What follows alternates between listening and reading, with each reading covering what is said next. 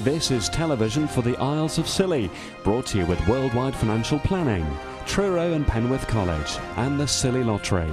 From Radio Scilly, this is scillytv.com.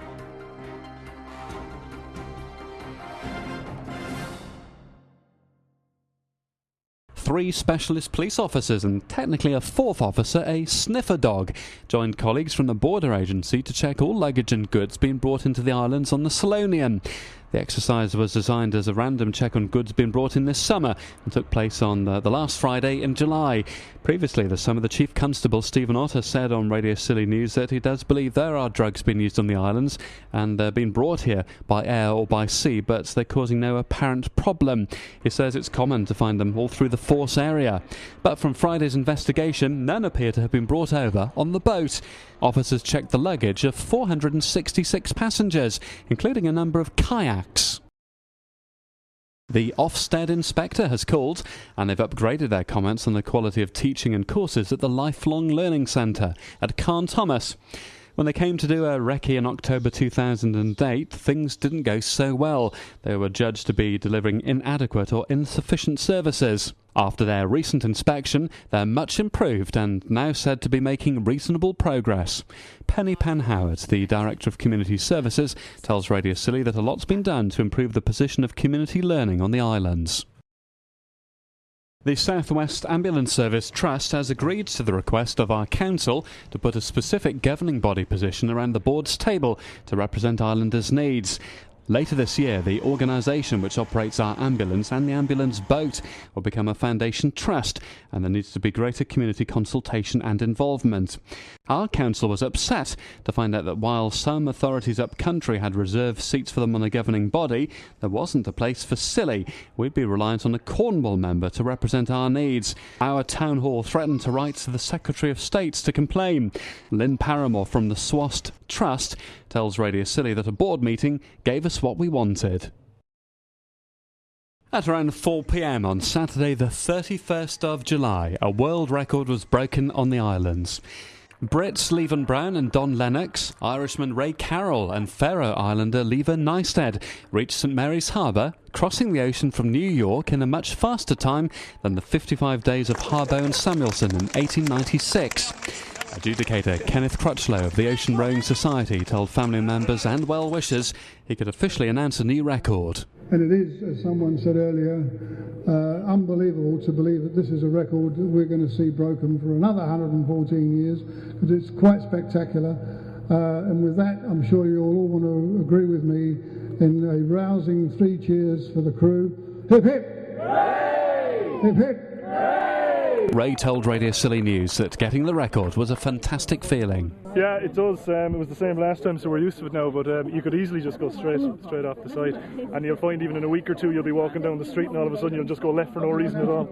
So it just takes a bit of getting used to. Well, I spoke to you on the phone the other morning. I said we'd get some fine islands ale for you. Is that to your liking? It's absolutely lovely. Thank you very much. I'd like another. Levan Brown said he was grateful to be back on firm land. The men were followed in by a number of island tripper boats, ribs and yachts, and watched from above by a TV helicopter.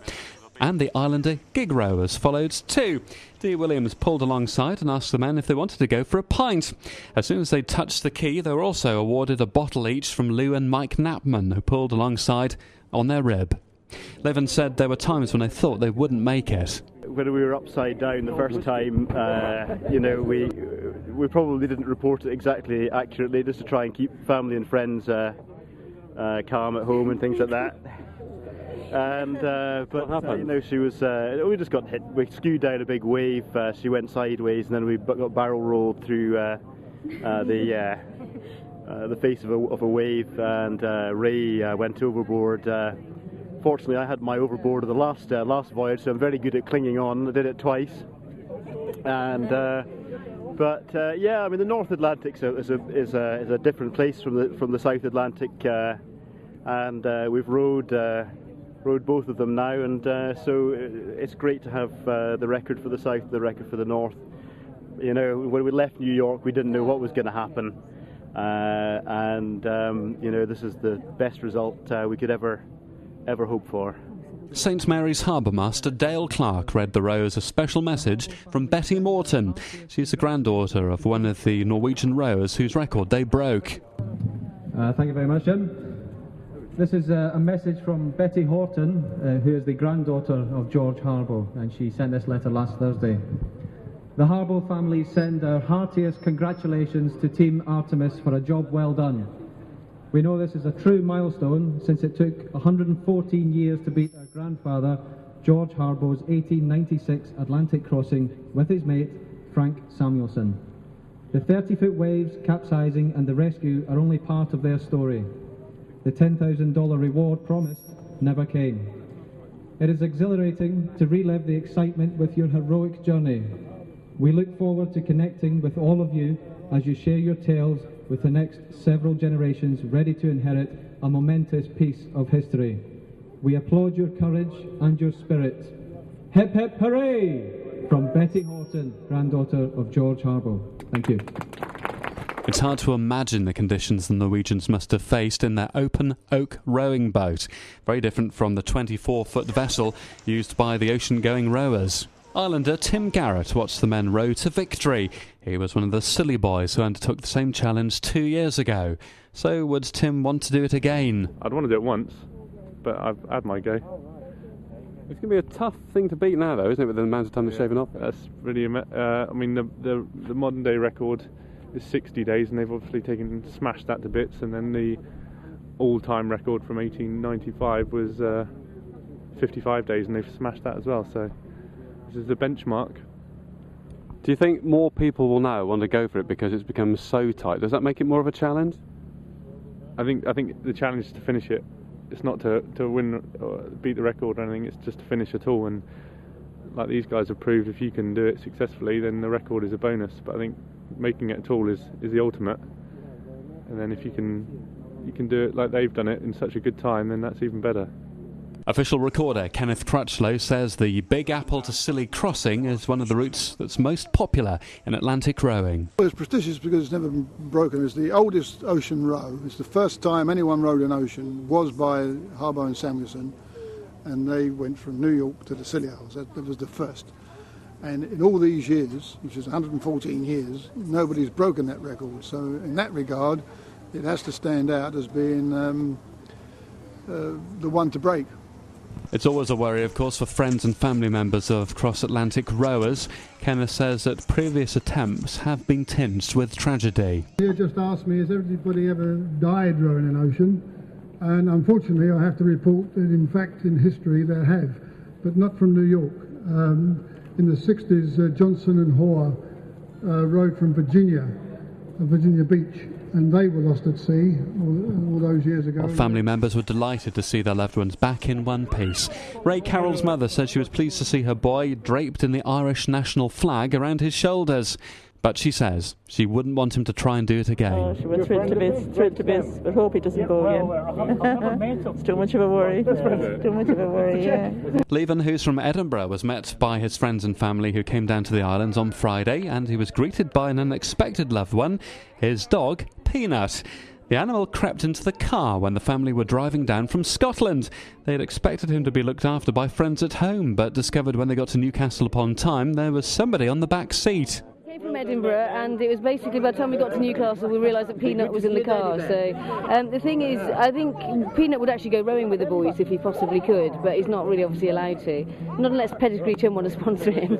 Is he his master's dog, do you think? He is, no, honestly, he absolutely adores him, but he's a very good dog and he was very easygoing. But he ended up coming, obviously down the motorway to Hereford. We started off in Hereford, then came down to Falmouth, and then from Falmouth on to Scilly Isles. So he loves it over here. Everyone wants him to stay. It's a problem. He's a hit at the Atlantic Hotel. No, he's a good boy. I think we'll be coming back here for a holiday very shortly. I absolutely love it here. So I wouldn't mind going to live in the castle, in fact. The live music of the Tea Dance Band with Chris Garrett singing through a makeshift megaphone. And the St Agnes artist drawing caricatures of visitors and residents. Proved two of the highlights of the St Agnes fete this year.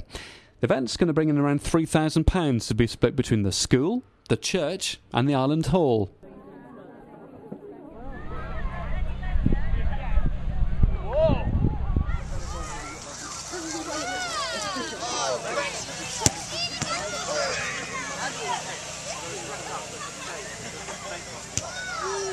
Ollie Reed was doing the drawings. He was offering people a chance to have a nice or nasty image of them drawn. He says in the past he's upset some senior politicians. I have drawn the odd politician. It's David Mellor. If you remember him, he doesn't look great, no matter if it's nice or nasty, and he wasn't very happy with what I did. So, no, I didn't judge it very well, but some people you can't make look good. You can't polish everything. Well, Islander Mandy Pearce was happy in the way that she was drawn. I think it's very flattering, probably. Who can say? Who could possibly say what they look like, really? How long did it take? Around about 15 or 10 minutes, I suppose. It just seemed longer, I think. It's not bad, is it? It's very good. Great value for £5. Get yours done. Also at the Fates, members of the Wildlife Trust encouraging youngsters to understand how fish hide from predators. A plastic ball-filled paddling pool was set up. Youngsters had to dress up in a place fish costume, while a plastic shark terrorised them from above, and they had to collect as many worms as possible. For worms, they used filled socks. Becky Oliver explains the importance of what they were doing. It's called the place race, and it's an educational game. They get dressed up in our place costume and dive into the pool and are searching for worms as their food. Now, plaice are really camouflaged fish, so if we see a dolphin or a whale coming, then they have to camouflage themselves down and get all the balls on top of them and hide and remain really still. What message are the kids learning from this then? Important messages about camouflage and feeding behaviour of fish, general marine awareness of our seas. Had no adults play it? Not yet, no, just our volunteers have been in there. There's somebody putting on the fish costume now. So what's the idea? They just jump in there, do they? Yeah, no, just jump in, they get a minute to search for the worms and then have to hide from the shark when he arrives. There was a serious side to the event as well. The area of outstanding natural beauty displayed how much rubbish gets washed up on our beaches by selling colour-coordinated bags of litter that people often thought were decorative items for sale. Claire Lewis says some people didn't realise the irony and tried to buy the junk that's been washed up on our beaches. Yeah, well, that's the idea, is because they're quite attractively packaged. People kind of hone in on them thinking it's something they might want to purchase, and then it's got another message. So it's attracting their attention to quite a not very attractive issue. So yeah, we have had people be quite confused, and then when it's explained to them and they read it, they understand what it's about. Explain the big jar of sand.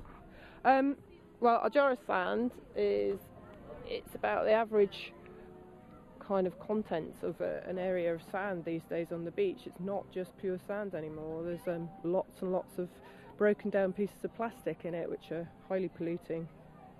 Yeah. 50,000 pieces in that jar? Apparently so, yeah. The original idea from these, which is based apparently in scientific fact, is from a lady called Fran Crowe, whose whole body of work is based around marine litter, and its impact on British shores.